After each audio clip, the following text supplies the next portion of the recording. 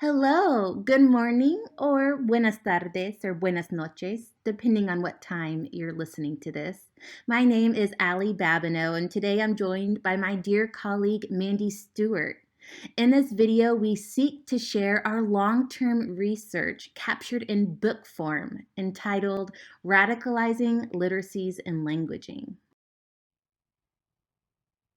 Our work centers on a two-part definition of the word radicalize. First, we want to examine the roots of our two main constructs, literacies and languaging, so we can adopt an extreme position as we use them in our research. We want to use these constructs, literacies and languaging, to help us understand the complex truths of people that we work with in our classrooms, people in our communities, and in our worlds. And we do this with armed love for transformative justice in our society. We understand that it's so important that we consider these constructs to counter white supremacy, English hegemony, and neoliberalism that are very common in our society today. We encourage literacy and language researchers to consider the progression from the mono stance to the trans stance, knowing that we might often adopt a mono stance, this mono mainstream assumption in our research without realizing it. We use the suffixes to generally describe one's ability to speak in different languages, lingual, to read, write, or accomplish academic tasks, literate, to make meaning in different sociocultural settings, the cultural. The suffix national then refers to one's connections to different nation states, represented by a physical presence in more than one country, or the influences one feels from and the loyalty or ties one has to different national entities through digital means or media. It could be through family or other relationships. And then the modal refers to the way we communicate using different methods, signs, and symbols.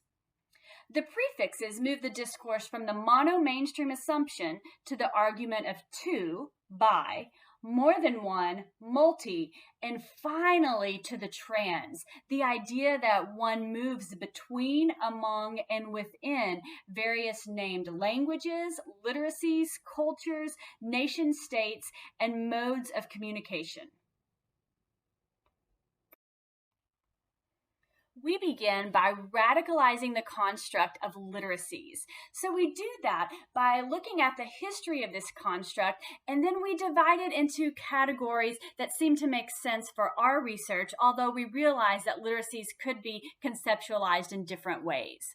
So first, we look at home and community literacies, and under that umbrella, family literacies, funds of knowledge, language brokering, and local literacies.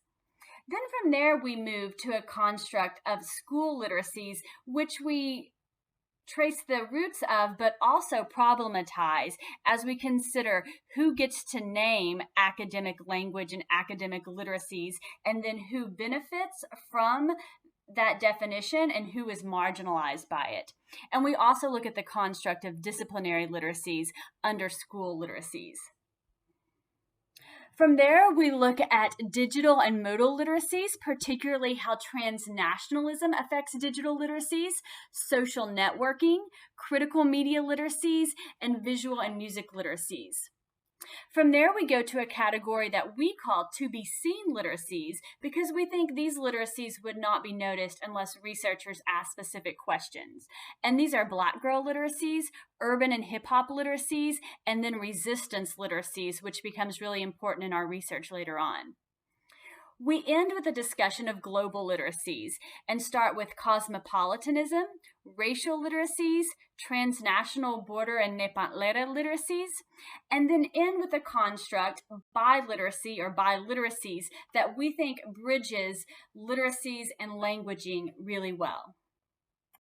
To help us radicalize our understandings and praxis of multilingual transnational peoples, we trace the roots of the constructs of languaging in related terms and then across the subfields of literacy and language education. Notably, we discussed the integral construct of languaging to illustrate its central role of dynamic meaning making through relationships in specific contexts. We then finished this chapter by exploring the connections and distinctions of international translanguaging research across the educational landscape, from early childhood to higher education settings. As you'll see through this chart, we conceptualize these terms amidst the macro concept of heteroglossia that includes the mixing and juxtaposition of worldviews and voices. It further includes not only all of one's linguistic resources, but also someone's semiotic, paralinguistic, and extralinguistic resources. Throughout this chapter, we continue to talk about how each setting reveals a distinct facet of translanguaging that allows us to expand our current understandings and practices to push for further transformation at all levels when engaged critically. Because of this complexity surrounding the construct of languaging, we submit that in addition to literacies, languaging research must be central to all educational research for its potentially robust positioning of largely minoritized speakers and their language practices as normative and sophisticated. At this point, we've traced the roots of both literacy and languaging research. But we submit that in order to fully galvanize the best of both fields, we need to take a critical sociocultural perspective. Admittedly, a critical lens is often described as a subset of sociocultural lenses in literacy. But we purposefully combine these terms here in order to prioritize the place of race and racialization in a sociocultural view of literacies and languaging. We believe doing so not only more precisely mirrors people's realities historically and at present, because racialization takes such a prominent place in one's socialization, but it's also more humane because, in addition to race and racialization, we're able to analyze all the intersecting systems' effects on one's social identities and lived experiences. Ultimately, in doing so, we're able to enact our commitment to complexity and complex truths. We enact a critical sociocultural lens through taking a raciolinguistic perspective on Bourdieu's thinking tools. Namely, we take what Flores and Rosa have conceptualized as the white listening subject and their extended metaphor on how white norms are used to racialize the language practices and speakers of quote unquote inappropriate language. These can be referred to as long-term English learners, heritage speakers, and standard English learners. All of them are compared to the white norm and as a result are positioned as deviant and deficit in their speaking abilities. We then layer this on to Bourdieu's thinking tools to help us conceptualize language practices as linguistic capital, that when connected to other forms of capital creates community cultural wealth. This occurs over many fields in speakers' lives, also thought of as context with specific linguistic games that provide variable capital for each speaker depending on the field.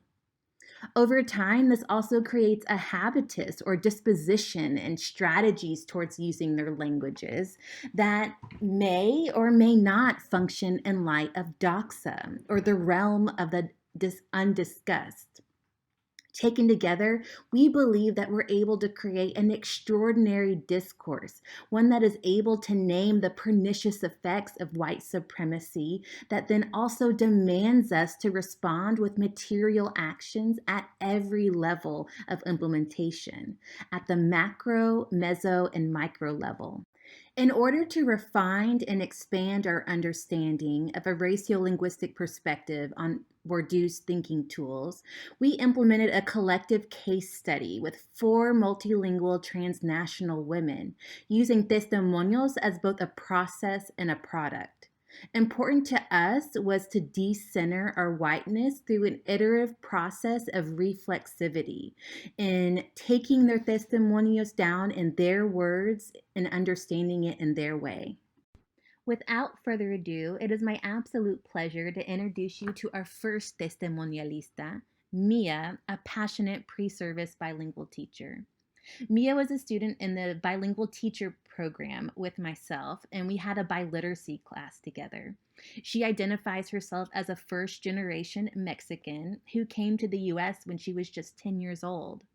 Throughout the course of her testimonios, we see how her biliteracies are reintegrated over the course of her life, where she begins as Spanish dominant and Spanish literate and adds English proficiency in literacies, effectively losing what she says is her Spanish literacy, but ultimately reclaims it throughout her college experiences.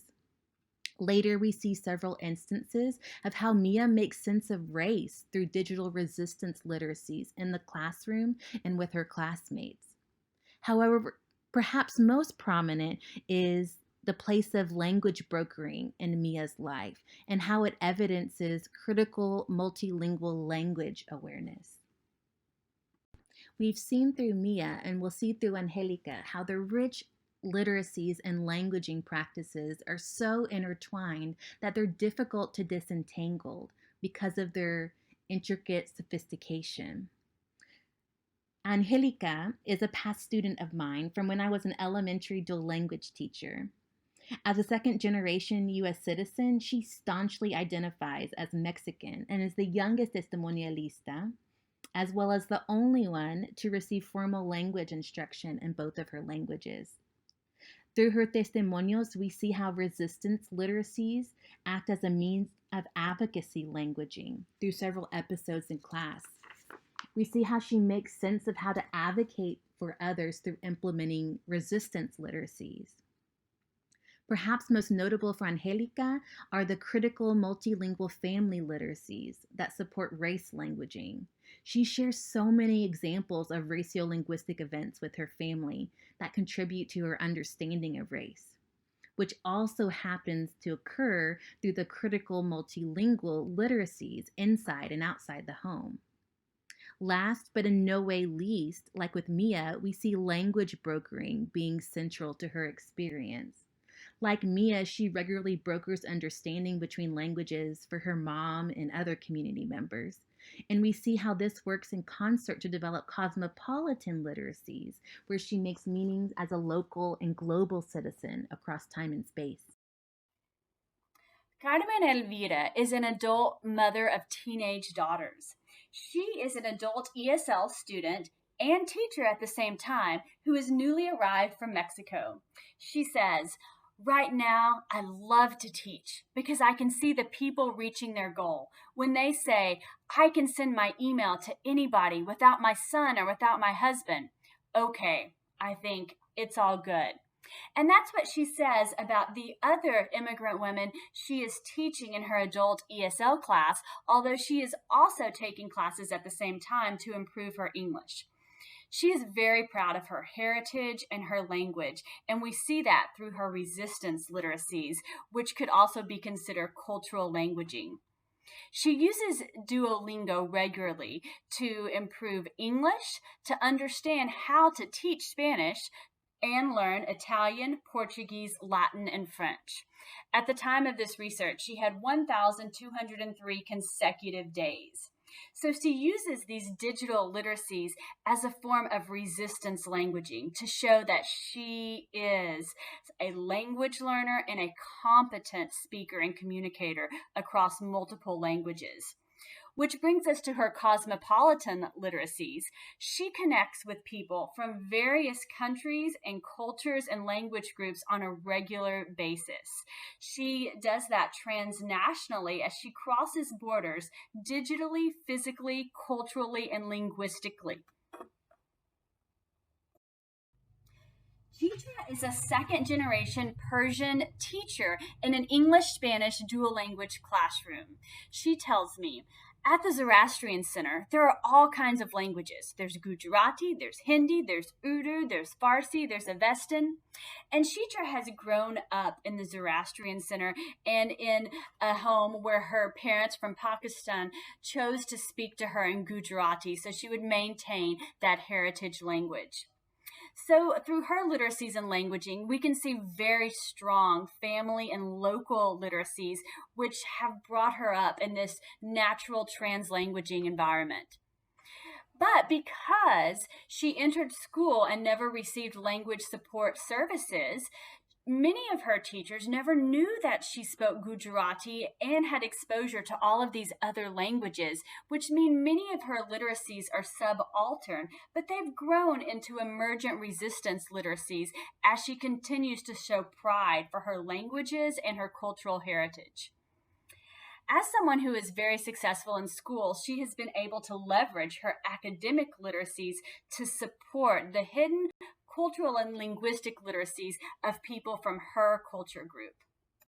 These four women collectively make a strong case of the literacies and languaging that will remain unnoticed if we don't purpose to see them.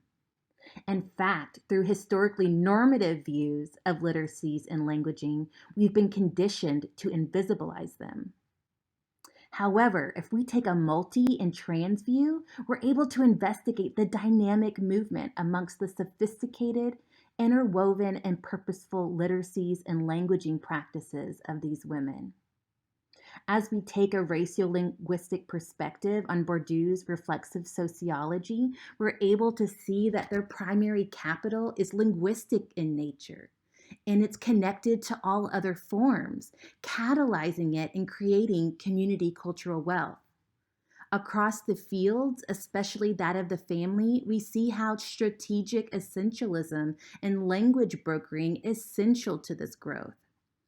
Further, in the community, we see hybridized identities and language practices honored, while not surprisingly at the mainstream, we see it being largely English hegemonic. Taken together over time and space, we see a pattern in their habitus that is committed to their minoritized identities that then leads to a disposition that is committed to connection. Of course, all of this is in doxa if we don't take a racial-linguistic perspective, making the case for dismantling the mono-mainstream assumption. So how should we respond in light of these women's lives? What do they demand of us? We urge our fellow researchers to respond by radicalizing at every level our reflexivity, research, pedagogy, and policy.